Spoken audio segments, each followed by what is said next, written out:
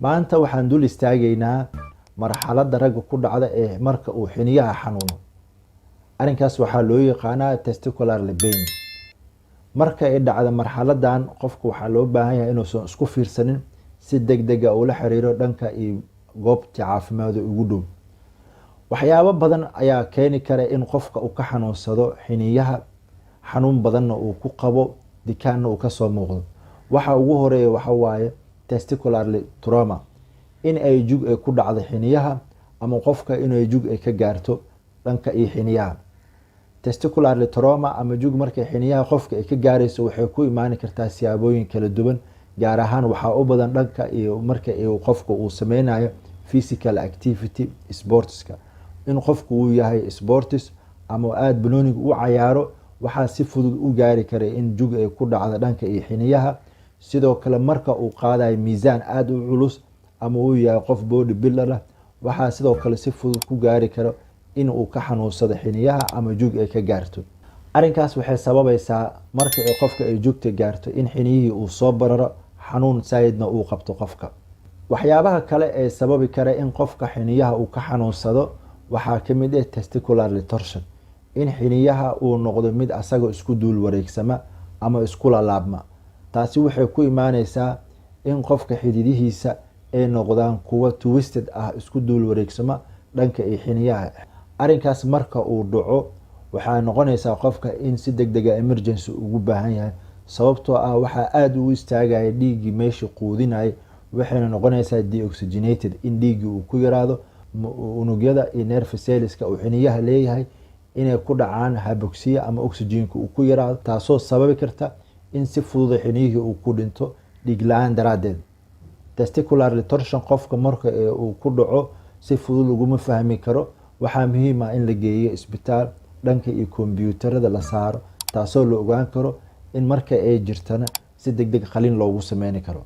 waxyaabaha kale ee sababi kara in qofkaas uu ka xanuunsado xiniyaha waxaa kamid ah hydrocele, inay ka buuxsamo xiniyaha gudihiisa, saga meeshuu ku fadhiyo inay ku sameysmaan dhacaan badan ama biyo badan ee dhex degaan. waxay keeni kartaa in biyahaasi compression badan, cadaadis badan ay saaraan xiniyaha wareegiisa, taasoo ay noqonaysa in qofku uu ka dareemo dikaan badan iyo xanuun badan. mararka qaarkooduna uu xiniyaha noqdo mid aada macnaha usoo dikaama, xanuunkiisana uu qofku uu la joogi karin. sidoo kale waxyaabaha kale ee sababa xiniya xanuunka ragga waxaa kamid ah marxalada loo yaqaano varicocele veins, in xididihii dhiigga ka celinaya dhanka iyo xiniyaha ayna noqdaan kuwo dilatation dhadheeraada, aysan dhiigga dib u celin karin, mar walba ay soo laabanayaan, ay dhex fadhiisanayaan xididaha gudihiisa, taasoo qofka muddo in markay ku taalo noqon karto inuu ka dareemo dikaan, in xiniyihiina mararka qaarkood uu aada ugu dareemayo xanuun. sidoo kale dhanka iyo cudurada galmada lagu kala qaado, gaar ahaan chlamydia, gonorrhea, ayagana waxay sababaan chronic case marka ay noqdaan in muddaha qofka uusan iska daaweynin.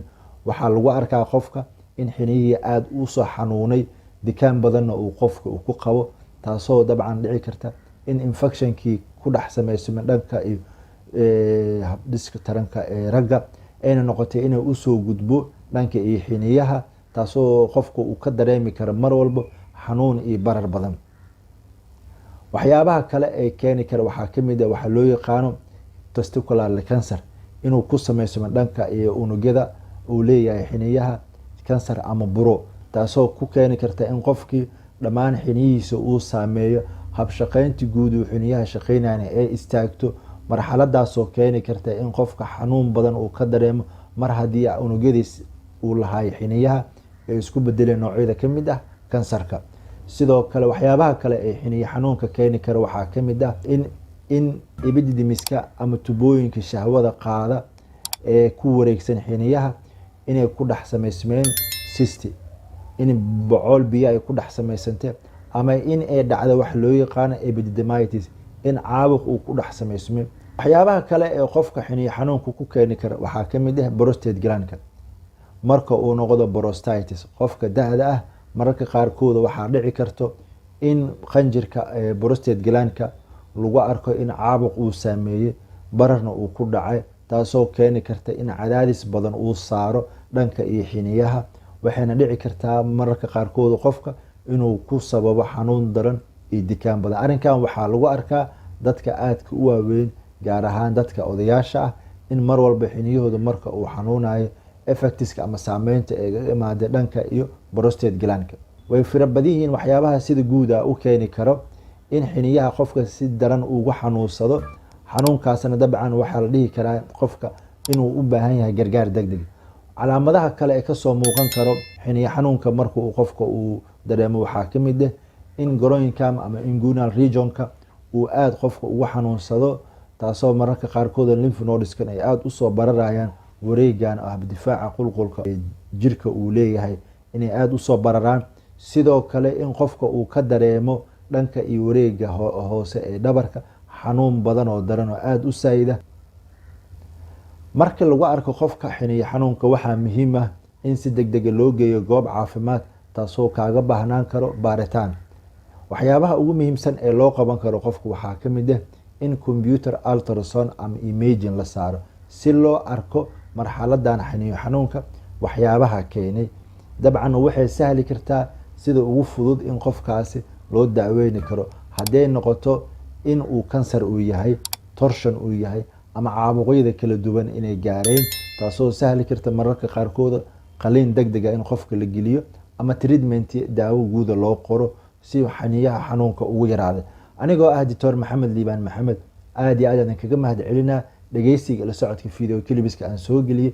waxaan idin leeyahay wassalaamu calaykum waraxmatullaahi wabarakaatu.